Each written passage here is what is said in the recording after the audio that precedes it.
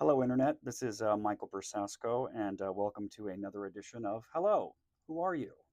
And what do you do here? I've got my trusty laptop computer. Yes, this is mine. And I've got a series of questions that Adela and Andy have both given me. So we'll just start. Apparently, this is a character from a Netflix show that's a serial killer. So I really appreciate, the branded experience of doing this. So, hello, me. Who are you? Well, I just answered that. I'm Michael Brusasco.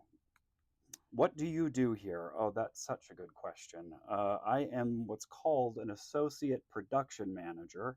And what that really means is what's on fire today and how can I help to put that out? I also actually work with the internships as well. That's a little less chaotic, and I help coordinate the back end, making sure everybody gets processed and their scholarships all good. What does that mean? Still trying to figure it out. Still trying to figure that out. Let's see here, Pismo or Avila? Well, that depends. Avila is going to be your bougie experience. You're going to want to go up there for a nice dinner, walk the beach. Pismo, it's all about the taffy, I'm afraid, and walking that pier. I like that.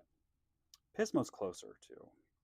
Pick one: the Marion, the Severson, or Solvang Festival Theater.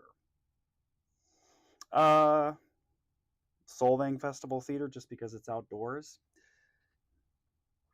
How did you get involved in your field? Funny enough, I did not start out as an associate production manager, nor was I in production at all. I was an actor for, I don't know, 20,000 years. And then COVID hit. And while all of my friends were like, oh my God, I miss being on the stage, I was just sitting there with my cocktail and my mask going, really? Kind of like not being on stage. So when things started coming back online, I was teaching here in the acting conservatory, which I still do from time to time. But they just sort of wrapped me in over here on the technical production side. And lo and behold, I'm sitting here staring at spreadsheets trying to find interns housing. So let's see, what's been your PCPA journey? It's like I divined it. That's basically it. My first gig, though, was actually George Walker. You may or may not know him. He had to go out, and so I filled in for him for like a month doing an acting comedy unit, and so that was like my first sort of like I was always an adjunct here, I guess. I was always part time. And then they were like, wait a minute, he knows Excel. What's a show you've worked on that you're really proud of?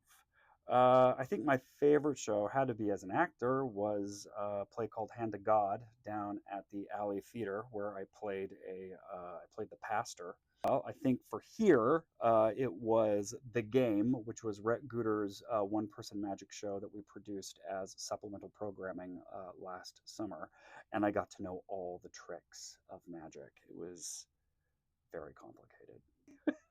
Who is one of your favorite collaborators here? That's actually a really hard question. Right now, I am directing Holmes and Watson this summer, and I have been collaborating a lot with the designers. But I think what's been super fun right now is working with Clara Wilson, who's designing the costumes, and we're just doing a lot of back and forth. So I'm having a good time with her. What three words would you use to describe your team? What's really funny is that it depends on the day. Depends on day. There you go. Who should do this interview series next? Let's see. I'm thinking of like people who are really outgoing, gregarious. They love to be in front of the camera. So I would nominate Kevin Dudley. Favorite restaurant on the Central Coast? Ember up in is it AG? I think it's Arroyo. It's one of the five cities. I don't understand the geography up there, as well as Bob's Well Bread. What is your favorite part of the job? As much as I make fun of like putting out fires every day, it is that kind of chaos that I love. And I love like every day is different and expanding my knowledge of how theater works. It sounds a bit cliche, but the the people you see on the stage are not the only people. And there's so much that goes into it, and there's so much coordinating. And it's like just a big game of herding human cats, and I really enjoy that. What do you wish people knew more about PCPA? I wish people knew that like we got a ton of students here that like are in the shows. They may, if we didn't have the students, we couldn't do what we do here. And I'm not trying to brown nose the two people who are running this interview, but it really is true. Like we cannot do it without the students. So I really like it when we get to feature the students and the community gets to know the students. Favorite holiday? Arbor Day, hands down. What is your favorite Shakespeare play? I'm a big fan of The Measure for Measure, just because of its moral ambiguity. And I love Twelfth Night, just because it's a banger. What's a show you want to work on? Well, I want to work on Holmes and Watson. Going to be this summer at PCPA, both here at the Marion Theater and PCPA Solvang Theater Fest. Actually, I'm really excited about Holmes and Watson. But if there was another show, I'm always fond of The Pillow Man by Martin McDonagh. I think that's fun. And I hope one day I get to direct King Lear. What show are you most looking forward to in season 51? Well, in season 51, that was what, 12 years ago? I don't know. I really wasn't here in season 51. But in season 61, I'm looking forward to Holmes and Watson. If you could trade places with anyone at PCPA, who would it be? I would want to trade places with Steve Dumond just because I want to know what it's like to be the central nervous system of the Pacific Conservatory Theater. Who is your favorite writer? I don't know, Dennis Johnson or something like that. He's a California writer, I think. And favorite playwright would be Martin McDonagh. Favorite thing about living on the Central Coast? Oh, it's so cliche, but the weather. The weather is amazing. Most challenging part of your job?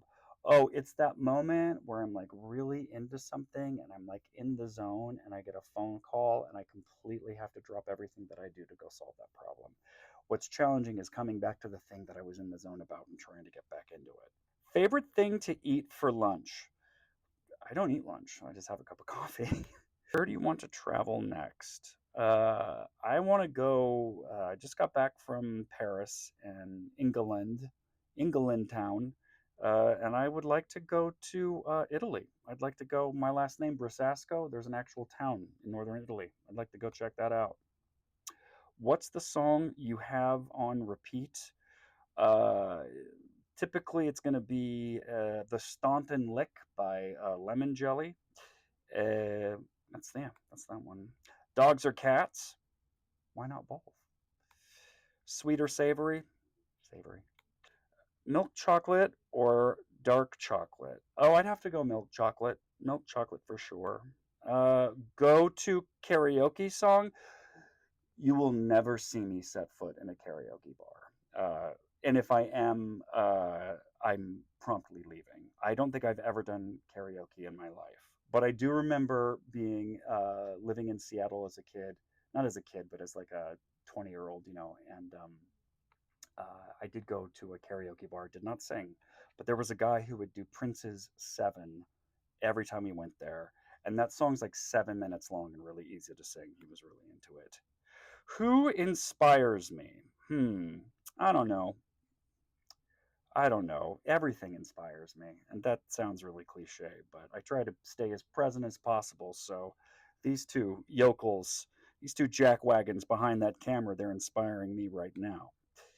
How do I relax after a long day? Oh, as a 48 adult male, I do like to play PlayStation and petting my dog and my cats. What's my proudest accomplishment? Uh, Being able to purchase our current home in less than 60 days. And for those people who just shudder at the thought of that, it was also in lots of paperwork and lots of state sponsored grant programs and tons of paperwork that still makes my spine shudder to this day. That's it. That is it. And that's what's important, is that it is it. Not that, but it. So yeah. Oh, thank you. Well, thank you very much. Thank you. Oh, that's it. Okay. Well, thank you, Netflix murderer. I had such a good time, and I appreciate it so much. And I forgot to introduce Steve, but he thanks you as well. Bye.